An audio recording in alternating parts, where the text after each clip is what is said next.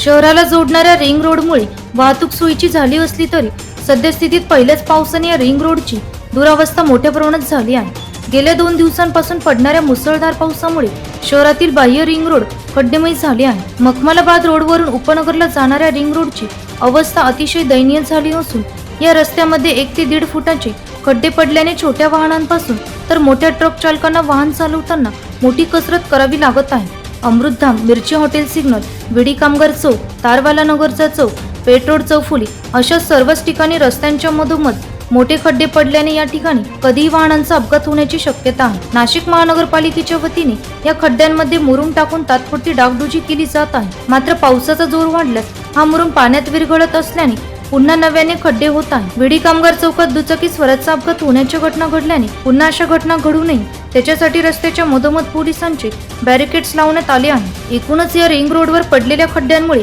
अपघात होण्याची शक्यता निर्माण झाली असून नाशिक महानगरपालिकेच्या बांधकाम विभागाने तातडीने हे खड्डे बुजवण्याची मागणी नागरिकांकडून होत आहे। एनसीएन न्यूज साठी प्रतिनिधी रोहन दानी, नाशिक।